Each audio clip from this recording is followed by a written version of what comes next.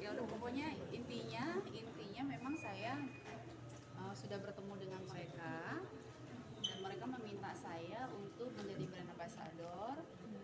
Ya seperti yang kemarin saya sudah jelaskan juga ya, akhirnya terjadi kesepakatan.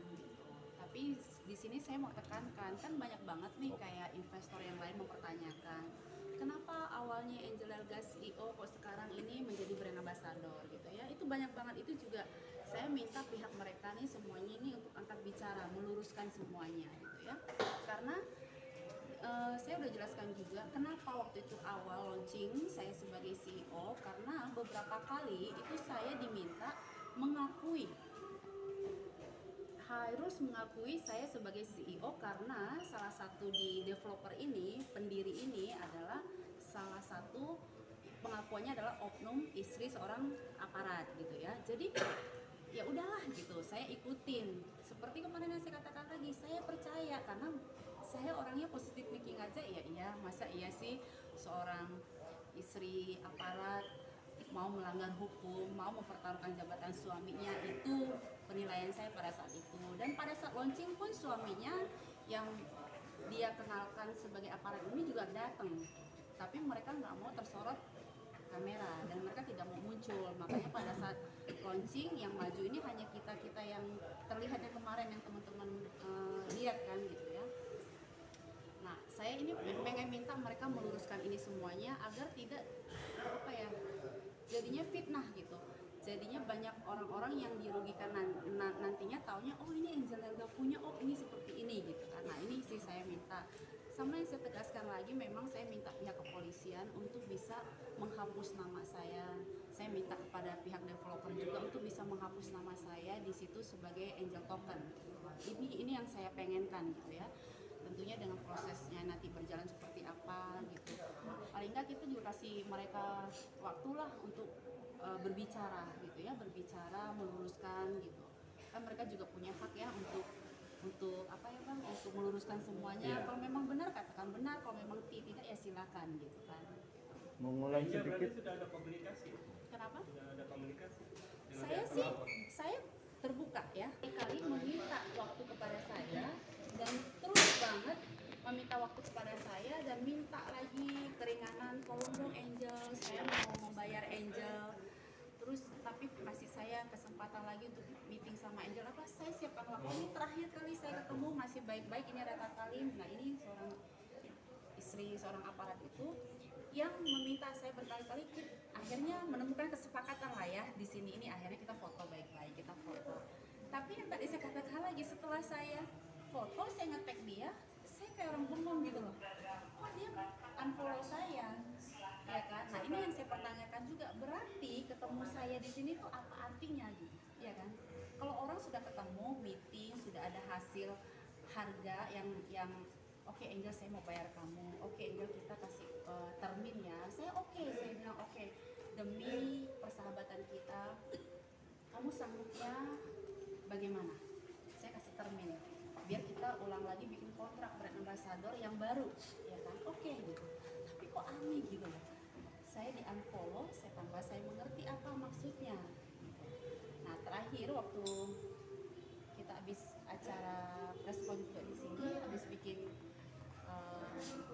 laporan juga, dia malah terkesannya ya saya nggak tahu ya, mungkin sangat percaya diri sekali, mungkin dia pikir dirinya adalah seorang istri aparat gitu ya. Ya saya tunggu aja lah gitu, saya tunggu karena di sini kan saya yang dirugikan. Kita bekerja, memang tugas saya sebagai artis, sebagai brand ambassador, saya sudah melakukan kewajiban saya gitu kan. Kalau saya tidak mendapatkan hak saya, ya tentunya saya juga kecewa gitu. Makanya saya proses hukum. Kak Tata mungkin tadi ditanya apa aja sih sebelumnya?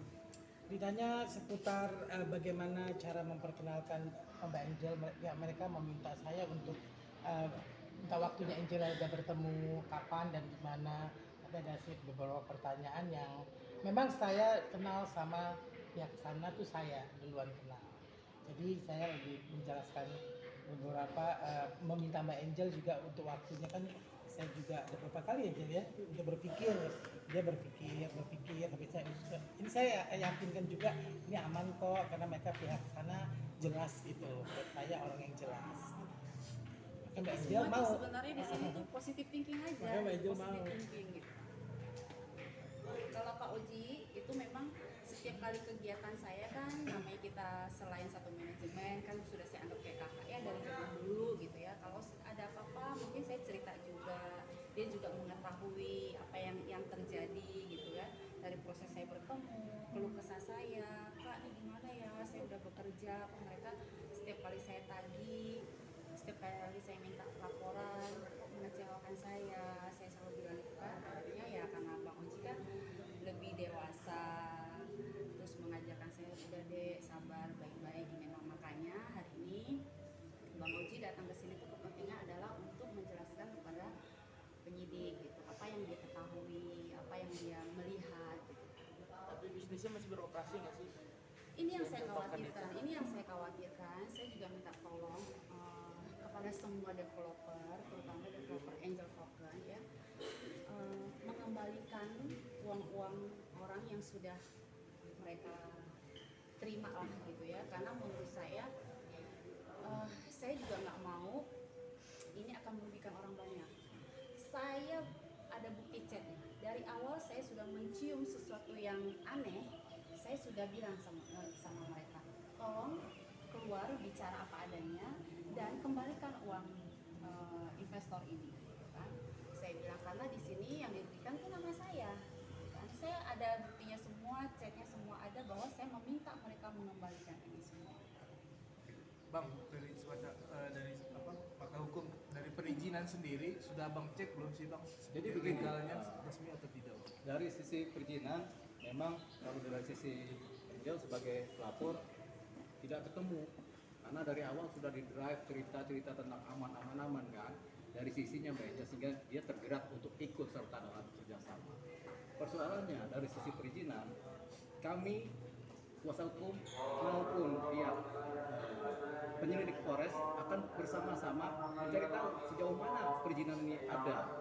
Kalau perizinan yang ada, bagaimana dia proses legal standingnya dan siapa yang memberikan perizinannya? Apakah Bapepti, apakah yang lain, apakah bursa yang lain kan gitu kan? Nah, mengingat ini juga persoalan cryptocurrency ini masih baru di Indonesia juga, walaupun berjalan sudah 5 tahun, tapi bagi kami di dunia hukum dan pengacara ini masih baru. Sehingga kami juga perlu secara hati-hati meneliti, menganalisa dan menelusuri sejauh mana aspek legal standing, legalitas perundang-undangannya bagaimana.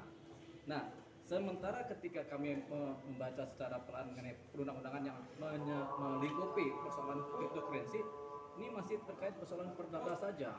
Tidak ada aspek-aspek pidana yang tercantum dalam perundang-undangan.